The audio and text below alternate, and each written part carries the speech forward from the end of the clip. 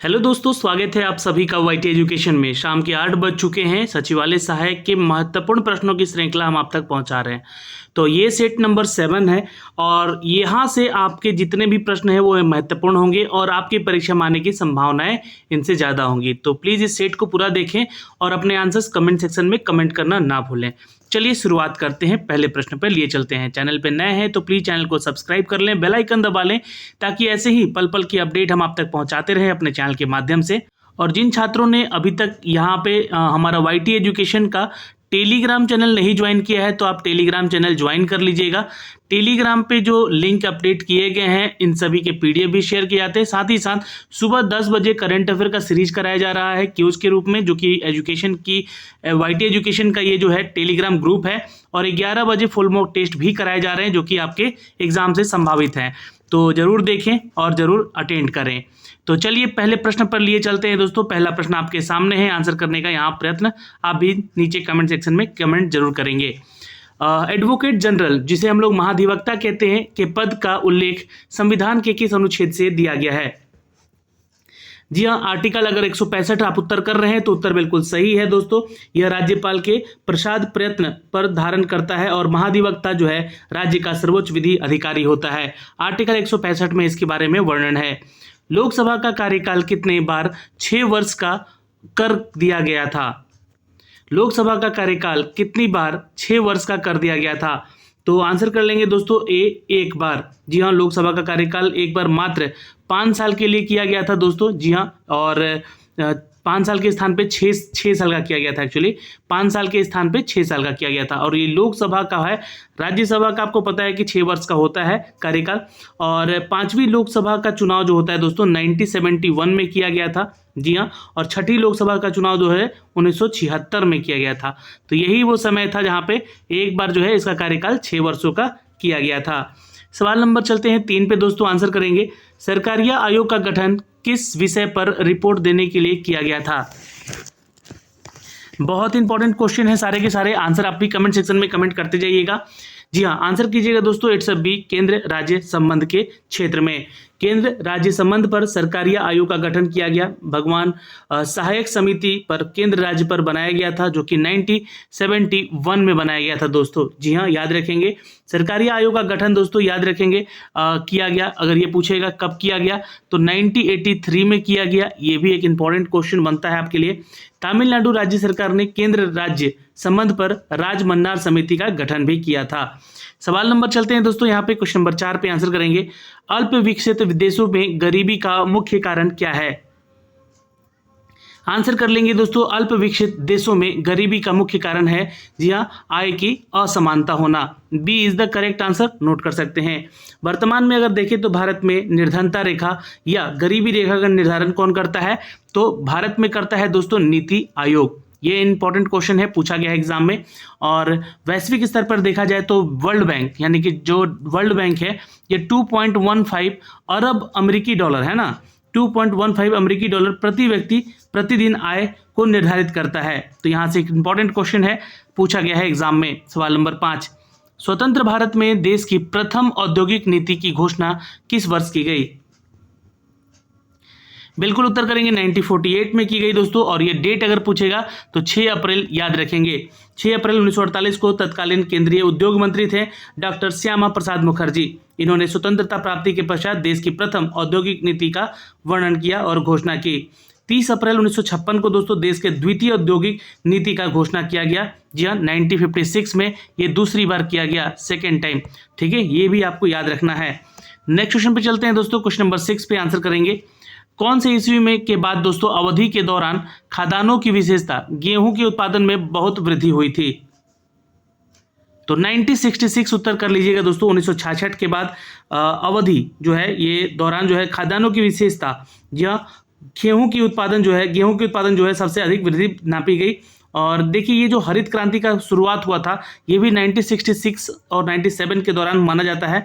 और हरित क्रांति का सर्वाधिक जो सकारात्मक अगर प्रभाव देखें तो गेहूं पर ही पड़ा था, जिसकी पैदावार 500% बढ़ गई थी। जी हाँ, इंपॉर्टेंट है, क्वेश्चन आ सकता है एग्जाम में। क्वेश्चन नंबर 7 पे चलते हैं। फोर्थ स्टेट संबंधित है। तो ये जो पद है हमारा फोर्थ स्टेट, ये संबंधित है दोस्तों प्रेस से। जी हाँ दोस्तों, आपको बता दें कि लोकतंत्र के 3 स्तंभ हैं, विधायिका, कार्यपालिका, न्यायपालिका, जबकि चौथा स्तंभ कहते हैं इसको फोर्थ स्टेट कहते हैं दोस्तों। जी हाँ, प्रेस को, ये भी आप नोट कर सकते हैं। अगर आर्टिकल की बात करें तो आर्टिकल 19(1) के जी हाँ उपधारा 1 में निहित है प्रेस की स्वतंत्रता के बारे में।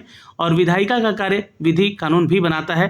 कार्यपालिका जो होती है दोस्तों, विधायिका का द्वारा बनाए गए कानून को ये कार्यान्वयन करते हैं, यानी कि उसको फॉलो करता है। सवाल नंबर चलते हैं दोस्तों 8 पे आंसर करेंगे। निम्नलिखित में से किस कोटि के कामगारों को खेतीहर कहा जाता है?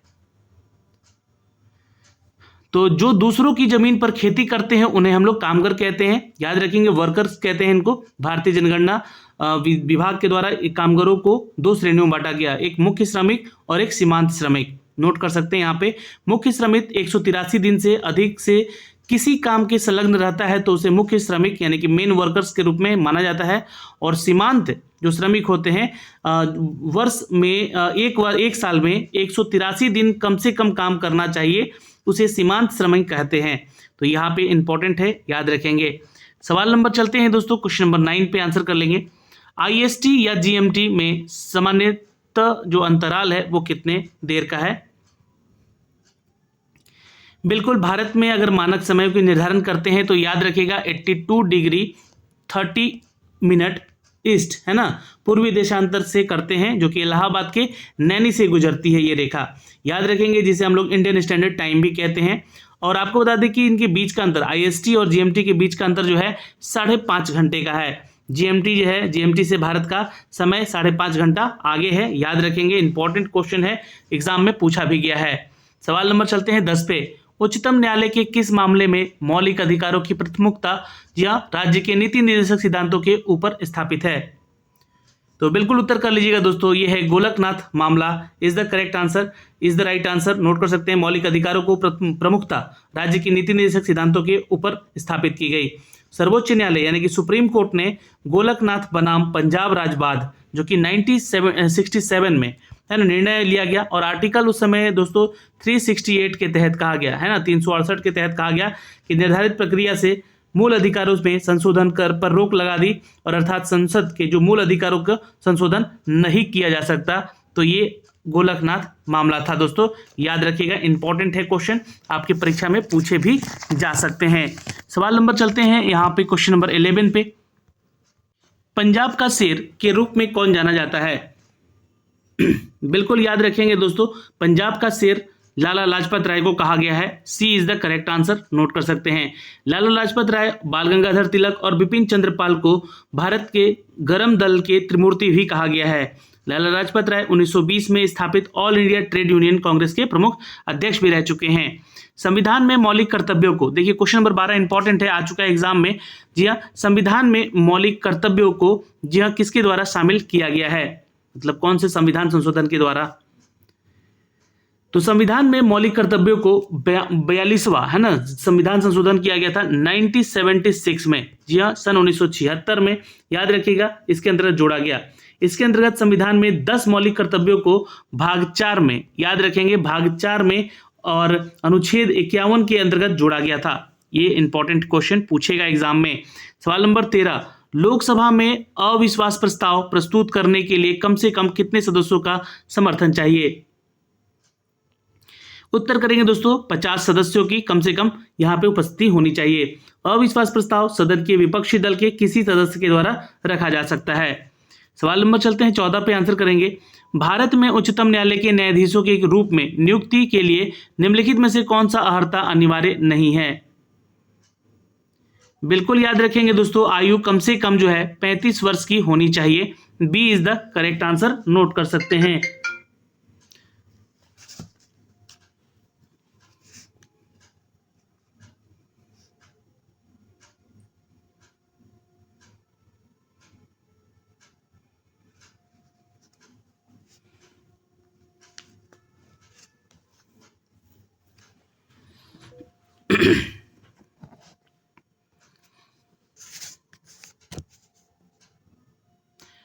सवाल नंबर चलते हैं दोस्तों, यहाँ पे क्वेश्चन नंबर 15 पे आंसर कर लीजिएगा।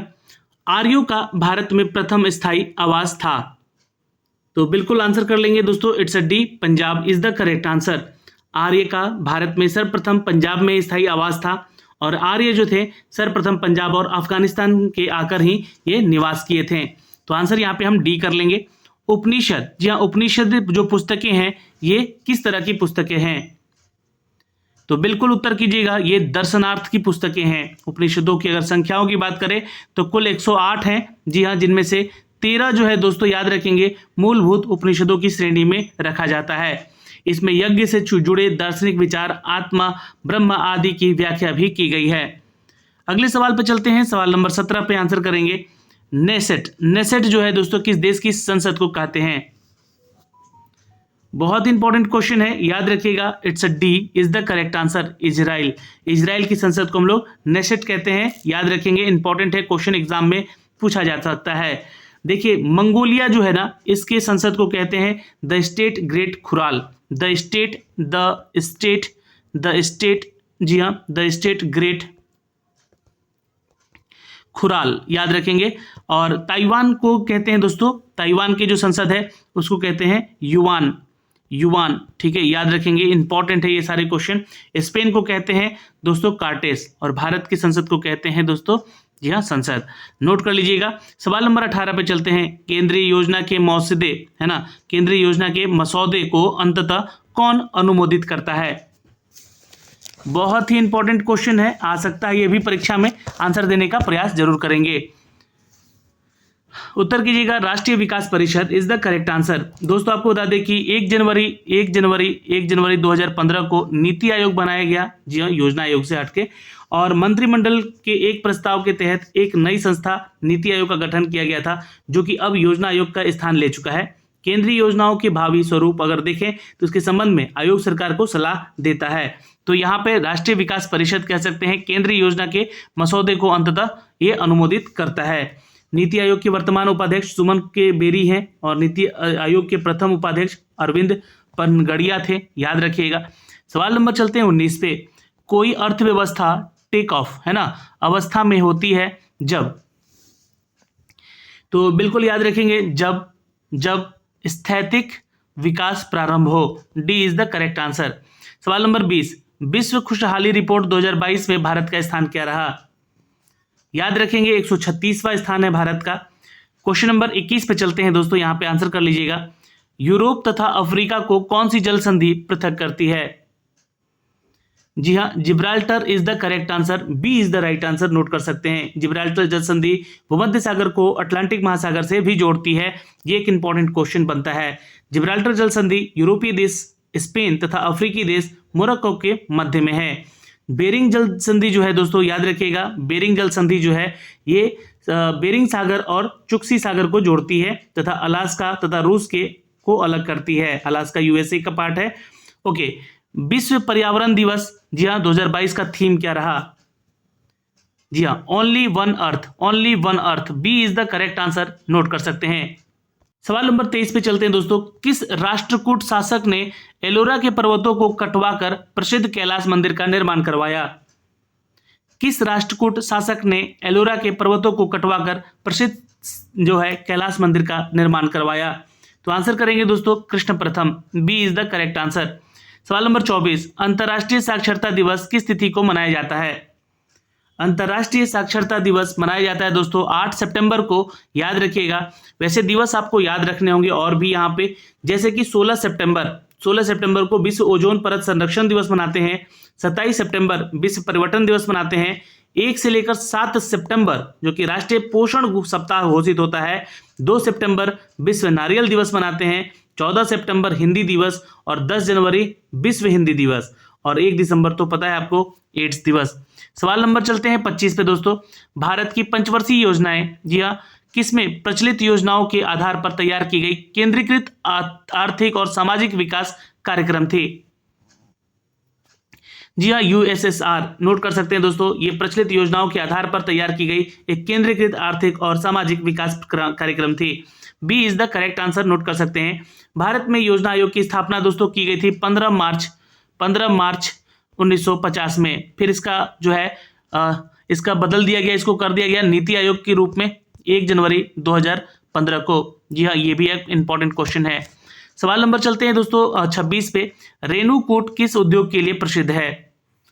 जी हाँ, नोट कर लीजिएगा, रेणुकूट प्रसिद्ध है दोस्तों, रेणुकूट प्रसिद्ध है ये एल्युमिनियम उद्योग के लिए। एल्युमिनियम कर लीजिएगा उत्तर यहाँ पे, B is the correct answer. ये दोस्तों उत्तर प्रदेश का क्षेत्र है रेणुकूट, याद रखेंगे। रेणुकूट में हिंडाल्को कंपनी भी है, और बाल्को, नाल्को, हिंडाल्को, इंडाल्को, माल्को, वेदांता, ये भारत की एल्युमिनियम कंपनियां हैं। ठीक है, याद रखेंगे, बाल्को, नाल्को, हिंडाल्को, इंडाल्को, माल्को और वेदांता भारत की एल्युमिनियम की कंपनियां हैं। एल्युमिनियम का पहला कारखाना 1937 में लगाया गया था भारत में, ये भी आप याद रखिएगा। सवाल नंबर चलते हैं दोस्तों यहाँ पे 27 पे, सिंधु घाटी सभ्यता से संबंधित स्थल लोथल कहाँ स्थित है? ये क्वेश्चन बहुत बार एग्जाम में पूछा गया है, याद रखेंगे। It's C is the correct answer, Gujarat. यह गुजरात में भोगवा नदी के किनारे है दोस्तों। इसकी लंबाई दोस्तों 1955-56 ईस्वी में SR राव के द्वारा किया गया था। सवाल नंबर चलते हैं दोस्तों 28 पे, आंसर कर लेंगे। गुजरात में सैनिक सफलता प्राप्त करने वाला पहला मुगल शासक कौन था? बिल्कुल याद रखेंगे दोस्तों, जी हाँ, 28 का उत्तर कर लीजिएगा। It's a B, Humayun is the correct answer, note कर सकते हैं। हुमायूं ने गुजरात के शासक बहादुर शाह को पराजित किया था दोस्तों, और फिर 1572 में गुजरात विजयी करके अकबर ने इसके उपलक्ष्य में बुलंद दरवाजा का निर्माण भी वहां करवाया था। नेक्स्ट क्वेश्चन पे चलते हैं, सवाल नंबर 29 पे आंसर करेंगे। दांत का मंदिर कहाँ स्थित है? यह है श्रीलंका में, B is the correct answer, note कर सकते हैं। श्री दलदा मालीगांव या फिर कहें तो पवित्र दंत अवशेष का मंदिर श्रीलंका के शहर कैंडी में स्थित है। ये बौद्धों से संबंधित है मंदिर, ठीक है, बौद्ध धर्म से संबंधित है। क्वेश्चन पूछेगा कि दंत मंदिर या फिर दांत का मंदिर ये किस धर्म से संबंधित है, तो आपको बौद्ध मंदिर बताना होगा, बौद्ध धर्म से संबंधित है, याद रखेंगे। महात्मा बुद्ध के दांत रखे गए थे यहाँ पे। सवाल नंबर 30, किस वंश के शासकों को हुणों के आक्रमणों का सामना करना पड़ा? गुप्त इज द करेक्ट आंसर। गुप्त वंश के शासकों को हुणों के आक्रमणों का सामना करना पड़ा। हुणों जो है दोस्तों, हुणों ने करीब 455 ईस्वी में भारत पर पहला आक्रमण किया था। कब किया था? तो 455 ईस्वी में। सवाल नंबर चलते हैं 31 पे, आंसर करेंगे। निम्नलिखित बाघ आरक्षित क्षेत्रों में क्रांतिक बाघ आवास है ना, क्रिटिकल टाइगर हैबिटेट के अंतर्गत सबसे बड़ा क्षेत्र किसके पास है? 31 का उत्तर करेंगे दोस्तों, नागार्जुन सागर श्रीशैलम। देखिए, आज आप लोगों को मैंने सुबह जो 10 बजे बिहार दरोगा का सेट करवाया है, उसमें आज हमने टाइगर रिजर्व पढ़ाया, उसमें आज हमने जनगणना 2011 के बारे में पढ़ाया, उसमें हमने आपको रामसर साइट्स के बारे में बताया। जो भी इंपॉर्टेंट वन लाइनर नोट्स दिए गए हैं आपको, उसको जरूर पढ़ लीजिएगा। वहां से ही एक क्वेश्चन उठा हुआ है, और देखिए यहाँ से क्वेश्चन थोड़ा पलट के पूछा गया है। यहाँ पे सीधा क्वेश्चन ये पूछा जा सकता है कि सबसे बड़ा टाइगर रिजर्व कौन सा है, तो नागार्जुन सागर श्रीशैलम है, जो कि आंध्र प्रदेश में है। यहाँ से आप नोट कर सकते हैं। चलिए, अब वहां पे मैंने बताया सबसे छोटा टाइगर रिजर्व कौन सा है, ये जाके देख लीजिएगा। वहां पे बताया कि सबसे ज्यादा बाघों की संख्या किस टाइगर रिजर्व में है, वो जाके देख लीजिएगा। सारे क्वेश्चन टाइगर रिजर्व से संबंधित जो है आज के टॉपिक में वहां पे आपको देखने को मिल जाएंगे। सवाल नंबर 32 दोस्तों, कांग्रेस के एकमात्र प्रतिनिधि जिनकी हैसियत से गांधी जी निम्नलिखित में से किस एक में उपस्थित हुए थे? महात्मा गांधी कांग्रेस की एकमात्र प्रतिनिधि की हैसियत से द्वितीय गोलमेज सम्मेलन 1931 में हुआ था, जो उसमें उपस्थित हुए थे। तो द्वितीय गोलमेज सम्मेलन 1931 याद रखिएगा।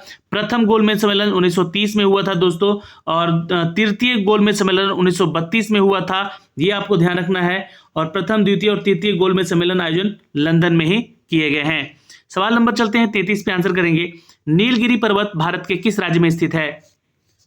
एग्जैक्टली अगर आप उत्तर कर रहे हैं ए तमिलनाडु, तो उत्तर आपका बिल्कुल सही है। नीलगिरी की पहाड़ियां तमिलनाडु में है, जो कि एक ब्लॉक पर्वत है। इसकी सबसे ऊंची चोटी जो है दोदा बेटा है, जी हाँ, जो कि 2637 मीटर की है, जो दक्षिण भारत की सबसे ऊंची है ना, दूसरी ऊंची चोटी है। ठीक है, ऊटमंड इसकी पहाड़ी एक बहुत ही फेमस है।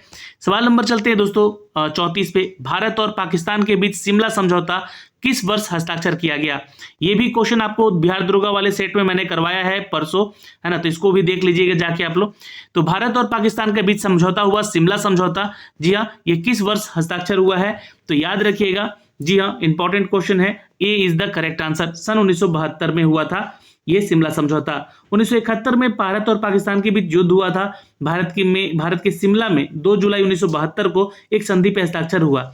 इस शिमला समझौते इसको कहते हैं। और इस संधि में भाग लेने वाले भारत की तरफ से इंदिरा गांधी और पाकिस्तान की तरफ से जुल्फिकार अली भुट्टो थे शामिल इसमें। 10 जनवरी 1966 को ताशकंद भी समझौता हो चुका है दोस्तों। 10 जनवरी 1966 को ताशकंद समझौता भी हो चुका है भारत और पाकिस्तान के बीच में। और 3 दिसंबर से लेकर 16 दिसंबर के बीच में 1971 के दौरान बांग्लादेश को लेकर ये भारत पाकिस्तान के बीच युद्ध हुआ था, जहां पे बांग्लादेश को एक अलग राष्ट्र भी बनाया गया। सवाल नंबर 35, तलवंडी जो कि अब पाकिस्तान में है, ये किस संबंध पवित्र स्थान से है, जो कि ये धर्म भी पूछा जा सकता है। तलवंडी जो है सिख धर्मों से संबंधित है। सिख धर्म के प्रवर्तक हैं गुरु नानक का जन्म तलवंडी में हुआ है और जो कि अब पाकिस्तान में है। ये ननकाना साहिब के नाम से विख्यात भी है दोस्तों, याद रखेंगे, गुरु नानक देव। उत्तर कर लेंगे। आर्य समाज की स्थापना कहाँ हुई थी? आर्य समाज की स्थापना देखिए 1875 में किया गया था। ये क्वेश्चन नोट कर लीजिएगा। और ये बॉम्बे में स्वामी दयानंद सरस्वती के द्वारा किया गया था। तो आंसर यहाँ पे हम ए कर लेंगे। जी हाँ, इसका मूल नाम मूलशंकर था। इनके गुरु स्वामी विरजानंद थे और इनका नाम स्वामी दयानंद सरस्वती था। सवाल नंबर चलते हैं 37 पे। दोस्तों, संसार का सबसे बड़ा और गर्म मरुस्थल कौन सा है? ये भी क्वेश्चन मैंने बिहार दरोगा वाले सेट में करवाया है। आंसर दीजिए जल्दी से आप लोग। अगर आप लोग सुबह 10 बजे का वो वीडियो नहीं देख रहे तो देखिए, उसका प्लेलिस्ट भी हमने बना रखा है। उस प्लेलिस्ट में जाके कंप्लीट सारे जो क्वेश्चन है वो कर लीजिएगा। वहां से इंपॉर्टेंट जो क्वेश्चन आपके परीक्षा में आने वाले हैं वही संबंधित प्रश्न वहां पे साझा किए गए हैं आप लोगों से। संसार का सबसे बड़ा गर्म मरुस्थल है दोस्तों सहारा। जी हाँ, नोट कर लीजिएगा, सहारा मरुस्थल। इसका क्षेत्रफल कितना है? तो 84 लाख किलोमीटर है स्क्वायर। ठीक है।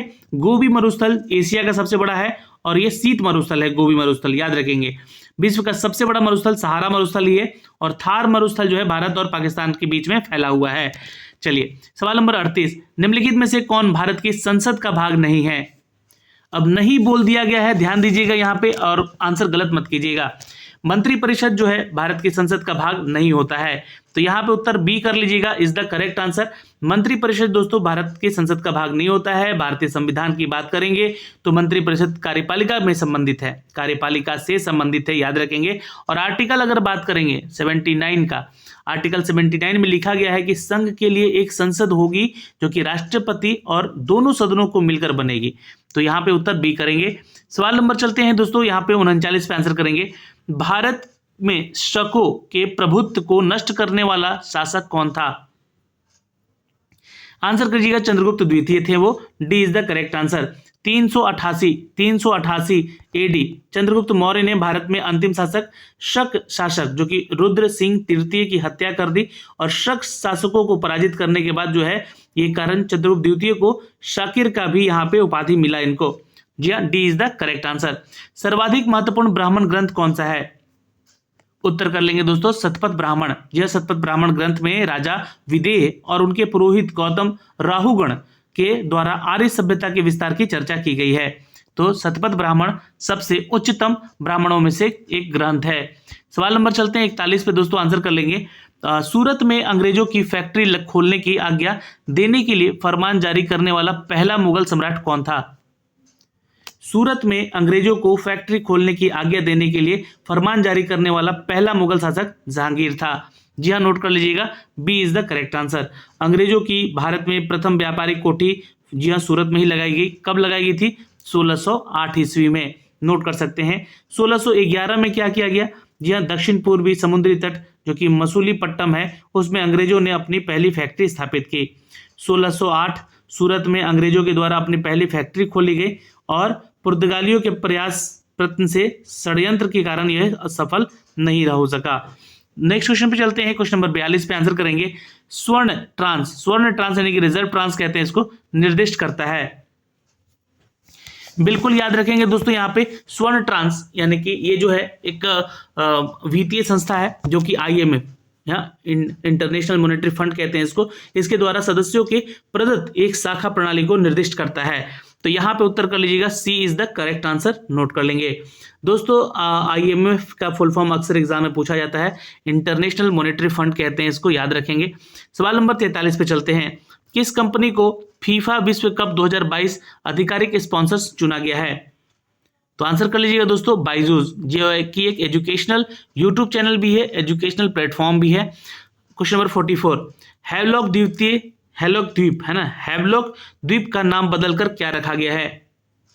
हैवलॉक द्वीप का नाम बदलकर स्वराज द्वीप रख दिया गया है। क्या रख दिया गया है? स्वराज द्वीप। नेताजी सुभाष चंद्र बोस ने अंडमान और निकोबार द्वीप समूह को क्रमशः शहीद और स्वराज द्वीप के नाम रखे गए हैं, और यहाँ पे दोस्तों नील द्वीप को शहीद द्वीप के नाम से जाना जाता है। ठीक है, सवाल नंबर चलते हैं 45 पे। 94वां ऑस्कर पुरस्कार 2022 में बेस्ट एक्टर का अवार्ड किन्हें मिला है? उत्तर कर लेंगे दोस्तों यहाँ पे, ये है Will Smith. C is the correct answer, note कर सकते हैं। सवाल नंबर चलते हैं 46 पे दोस्तों, आंसर करेंगे 1944 में गांधीवादी योजना को किसने प्रतिपादित किया था? आंसर कर लेंगे Shriman Narayan Agarwal. D is the correct answer. जी हाँ, 1944 में प्रसिद्ध गांधीवादी अर्थशास्त्री हैं श्रीमन नारायण अग्रवाल, जिनको गांधीवादी योजना से प्रस्तुत किया गया। गांधीवादी योजना यानी कि विकेंद्रीकृत योजना है, यानी कि आर्थिक संरचना पर आधारित है, और विश्व में सर्वप्रथम नियोजित अर्थव्यवस्था रूस में लागू की गई थी। ये बात ध्यान रखिएगा। 1938 में जवाहरलाल नेहरू की अध्यक्षता में जी हाँ एक नया नियोजन समिति बनाया गया, राष्ट्रीय नियोजन समिति। जी हाँ, नोट कर सकते हैं। सवाल नंबर चलते हैं दोस्तों क्वेश्चन नंबर 47 पे। कोरोमंडल तट जो कि निम्नलिखित में से किन दो राज्यों की गृह भूमि है? एग्जैक्टली याद रखेंगे, तमिलनाडु और Andhra Pradesh is the correct answer, note कर लीजिएगा। सवाल नंबर 48 दोस्तों, आंसर करेंगे यहाँ पे भारतीय संविधान के 73वें संविधान संशोधन, ये बता चुके हैं आप लोगों को, संदर्भ में निम्नलिखित में से कौन सा कथन सही है? इसमें पंचायतों को स्वशासन की संस्था जो है स्वीकार किया गया है, तो यही सिर्फ उत्तर आपका सही है। जी हाँ, नोट कर लीजिएगा, ये पंचायती राज व्यवस्था से संबंधित भी है ये अमेंडमेंट 73वां संविधान संशोधन। क्वेश्चन पूछेगा यहाँ पे कब किया गया था, तो 1992 में किया गया था दोस्तों इसका संशोधन, और ये भाग 9 के तहत पंचायतों को संवैधानिक दर्जा भी दिया गया। दोस्तों हमने पंचायती राज व्यवस्था से संबंधित एक वीडियो बना के आपको ऑलरेडी दिया हुआ है सुबह 10 बजे क्लास में, उसका प्लेलिस्ट जरूर देख लीजिएगा, उसमें जाके वो टॉपिक जरूर पढ़ लीजिएगा। जितने क्वेश्चन पंचायती राज व्यवस्था से पूछे जाते हैं वो सारे क्वेश्चन 40 के 40 क्वेश्चन आपको दिए गए हैं, उसको एक झलक देख लीजिएगा, तो आपका हो सकता है कि यहाँ पे परीक्षा में एक क्वेश्चन लड़ भी जाए। वर्ष 2022 का सरस्वती सम्मान किसे दिया गया है? देखिए क्वेश्चन इंपॉर्टेंट है और ये आ चुका है आपके परीक्षा में भी, आंसर कर लीजिएगा दोस्तों, इट्स अ सी। जी हाँ, प्रोफेसर रामदरस मिश्र को दिया गया है। आंसर क्या करेंगे? इट्स अ सी, रामदरस मिश्र को दिया गया है। जम्मू कश्मीर देखिए और लद्दाख 2 केंद्र शासित प्रदेश है, दोनों केंद्र शासित राज्य कब बने यहाँ पे बताएं। आंसर कर लीजिएगा दोस्तों, इट्स 31 अक्टूबर 2019 को बनाया गया। जम्मू कश्मीर पुनर्गठन विधेयक राज्यसभा द्वारा पारित किया गया 5 अगस्त को ही, और जम्मू कश्मीर पुनर्गठन विधेयक लोकसभा द्वारा पारित किया गया 6 अगस्त को, और राष्ट्रपति इस विधेयक पर हस्ताक्षर किया 9 अगस्त को, और ये फाइनली 31 अक्टूबर 2019 को जी हाँ ये राज्य केंद्र शासित राज्यों में बट गया। सवाल नंबर 51 पे चलते हैं। जो पदार्थ जल के संपर्क में आने पर तत्काल कोलाइडी विलयन बना लेता है उसे क्या कहते हैं? आइए साइंस के प्रश्नों से मिलते हैं, 25 प्रश्न साइंस के देखते हैं।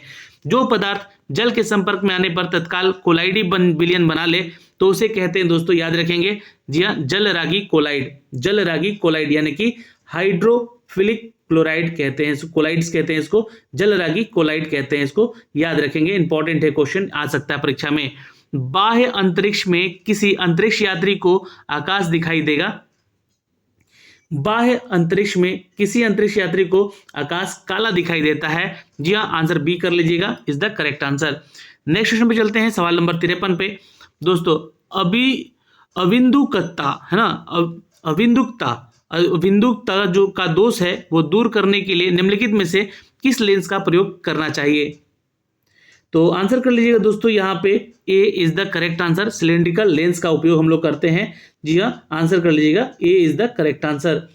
अविंदुकता को बोलते हैं दोस्तों एस्टिगैमेटिज्म है ना, एस्टिगैमेटिज्म बोलते हैं। यह एक दृष्टि दोष है जो कि व्यक्ति को क्षैतिज दिशा में रखी गई वस्तु स्पष्ट दिखाई नहीं देती है, किंतु ऊर्ध्वाधर दिशा में अगर रखी गई है वस्तु तो उसको स्पष्ट रूप से दिखाई देगी, अस्पष्ट दिखाई देगी, मतलब धुंधला दिखाई देगा। सवाल नंबर चलते हैं दोस्तों 54 पे, आंसर करेंगे। एक दूसरे से डी दूरी पर स्थित है एम और एम द्रव्यमान का दो वस्तु उसके बीच लगने वाले आकर्षण बल के व्युत्क्रमानुपाती होता है। तो बिल्कुल दोस्तों याद रखेंगे, एक दूसरे से d दूरी पर, है ना, एक जगह m रखा है, एक जगह m रखा है, ये कैपिटल M से डिनोट किया गया है, इनके बीच की दूरी d है। तो बीच लगने वाला आकर्षण बल जो होगा ये कैसा बल होगा, तो उनके बीच की दूरी के वर्ग का स्क्वायर होगा, यानी कि d स्क्वायर होगा, याद रखेंगे।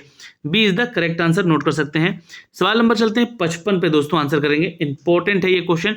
और पहले तापनिक, है ना, पहले तापनिक बल्ब का आविष्कार किया गया, याद रखेंगे। 55 का उत्तर करेंगे, जी हाँ, थॉमस एडिशन ने किया। ए इज द करेक्ट आंसर। दोस्तों ट्रिटिकम, है ना, ट्रिटिकम, ट्रिटिकन एस्टिवम, इनमें किसका वैज्ञानिक नाम है? तो नाम याद रखिएगा, इंपॉर्टेंट है दोस्तों, ये गेहूं का वैज्ञानिक नाम है, जी हाँ, सी इज द करेक्ट आंसर। अगर हम बात करें दोस्तों चना का, तो साइसर एरिटिनम कहते हैं उसको, मक्का को कहते हैं जियोमेज, अरहर दाल को कहते हैं कैजेनस कजान, आम को कहते हैं मेंजीफेरा इंडिका, केला को कहते हैं दोस्तों मूसा पैरेडिसियाका, है ना, प्याज को कहते हैं एलियम सेपा, और लहसुन को कहते हैं एलियम सेटिवम। ठीक है, याद रखिएगा। सवाल नंबर चलते हैं 57 पे। फॉर्मेल्डिहाइड और पोटेशियम हाइड्रोक्साइड को गर्म करने पर हम पाते हैं, बिल्कुल, एथिल फॉर्मेट पाते हैं, KOH कहते हैं इसको, पोटेशियम हाइड्रोक्साइड को, और इसका उपयोग करके प्रयोगशाला में प्रतिकर्मक के रूप में इसका उपयोग करते हैं, प्रतिकर्मक के लिए उपयोग करते हैं। तो एथिल फॉर्मेट हम लोग को मिलेगा यहाँ पे दोस्तों, जो कि बहुत ही मुलायम होता है। साबुन के निर्माण में ग्लिसरॉल का उपयोग होता है, मुलायम साबुन बनाने के लिए पोटेशियम हाइड्रोक्साइड का होता है, और पोटेशियम हाइड्रोक्साइड और SO2 का अवशोषक होता है, ये याद रखेंगे। सवाल नंबर चलते हैं 58 पे। शरीर रचना विज्ञान का अध्ययन क्या कहलाता है? शरीर की रचना वाला विज्ञान, है ना, शरीर रचना विज्ञान का अध्ययन कहलाता है एनाटॉमी। क्या कहलाता है? Anatomy is the correct answer. देखिए, धमनियों या नसों के अध्ययन को क्या कहते हैं? तो एंजियोलॉजी कहते हैं, एंजियोलॉजी कहते हैं। फलों का अध्ययन पोमोलॉजी कहलाता है। पुष्पों का अध्ययन यानी कि फूलों का अध्ययन एंथोलॉजी कहलाता है। और भूगणित ज्ञान का अध्ययन कहलाता है जियोडेसिस। सवाल नंबर चलते हैं दोस्तों यहाँ पे, क्वेश्चन नंबर 59 पे। कौन सी बीमारी सबसे तीव्र गति से फैलती है? आंसर कर लेंगे बी, प्लेग जो होता है सबसे तेजी से फैलता है। प्लेग यह जो रोग होता है ये पैस्चुरेला जीवाणु के कारण होता है। यह रोग सर्वप्रथम चीन में ही देखा गया था। इस रोग का संक्रमण चूहे में पाए जाने वाला पिस्पू या पिस्सू के कारण होता है। सवाल नंबर चलते हैं 60 पे। प्रोटोप्लाज्मा शब्द किसने गढ़ा है? तो आंसर कर लीजिएगा दोस्तों, ये है जोहान इवेंजेलिस्ट। जी हाँ, नोट कर सकते हैं, जोहान इवेंजेलिस्ट के द्वारा ये प्रोटोप्लाज्मा शब्द गढ़ा गया, यानी कि खोज किया गया। सवाल नंबर 61 पे चलते हैं। नींद ना आने के लिए प्रयुक्त डॉक्टरी शब्द क्या है? इसे कहते हैं इंसोनीमिया। नोट कर सकते हैं, इंसोनीमिया। जी हाँ दोस्तों, नींद ना आने के कारण जो डॉक्टरी शब्द उपयोग होता है इंसोनीमिया। और उच्च रक्तचाप वाली स्थिति को हाइपरटेंशन कहते हैं, जिसके चलते भी नींद नहीं आती है। तंत्रिका तंत्र या मस्तिष्क संबंधी असामान्य स्थिति को न्यूरेसिस कहते हैं। धमनी के दीवारों को कोलेस्ट्रॉल का जमा करना ये एथेरोस्क्लेरोसिस कहलाता है दोस्तों, याद रखेंगे। सवाल नंबर 62। यक्जमा रोग जो है पैदा करने वाला कारक, देखिए टीबी इसके चलते होता है, याद रखिएगा। टीबी या तपेदिक कहते हैं उसको। यह रोग जो है माइकोबैक्टीरियम होता है, माइकोबैक्टीरियम ट्यूबरकुलोसिस नामक जीवाणु के चलते होता है। तो यहाँ पे आंसर याद रखिएगा, ए इज द करेक्ट आंसर। और इससे जो प्रभावित अंग होते हैं वो हड्डी, मस्तिष्क, फेफड़ा, यकृत भी हो सकते हैं। सवाल नंबर चलते हैं दोस्तों 63 पे। आहार नाल के किस भाग में प्रोटीन्स का अमीनो अम्लों में निम्नीकरण यानी कि डिग्रेडेशन होता है? आंसर करेंगे इट्स अ छोटी आंत। C is the correct answer. रुधिर कैंसर का दूसरा नाम क्या है? रुधिर कैंसर का दूसरा नाम है दोस्तों, याद रखेंगे, जी हाँ, इट्स अ डी, ल्यूकीमिया। जी हाँ, ल्यूकीमिया। और हड्डी का कैंसर कहते हैं साकोरमा। नोट कर सकते हैं, साकोरमा। और त्वचा का कैंसर कहते हैं दोस्तों, जी हाँ, कैंसर का नाम है मिलेनोमा, है ना, मिलेनोमा। Question number 65। चॉकलेट स्वास्थ्य के लिए हानिकारक हो सकता है क्योंकि उनमें यह किसकी मात्रा अधिक होती है?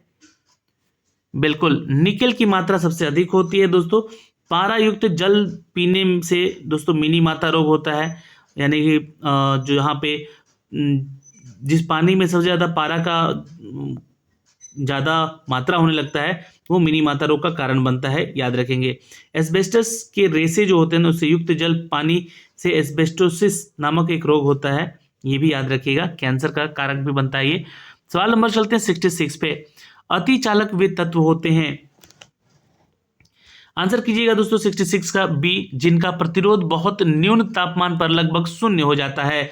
जी हाँ, अति चालकता की खोज की गई दोस्तों 1911 में। जी हाँ, ये केमरलिन ऑन्स के द्वारा किया गया।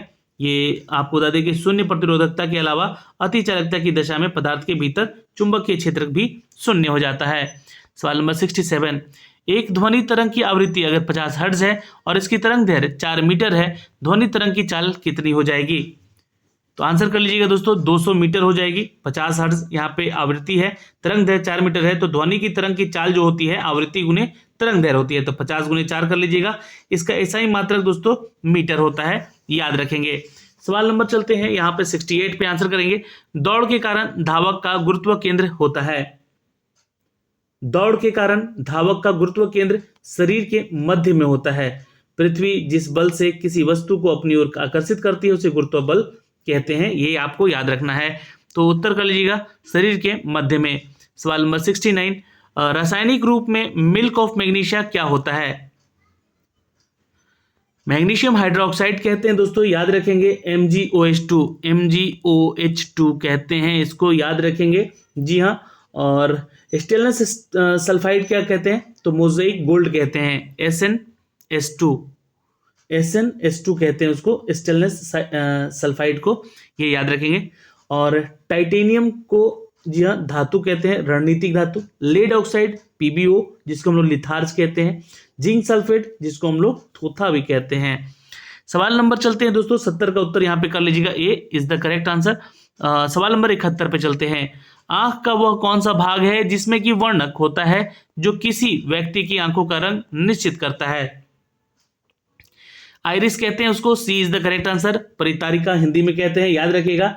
आइरिस और कॉर्निया दो चीजें हैं जो कि एक छेद होता है जिससे कि नेत्र तारा अथवा आंख की पुतलिया इसको कहते हैं, ये आप ध्यान रख सकते हैं।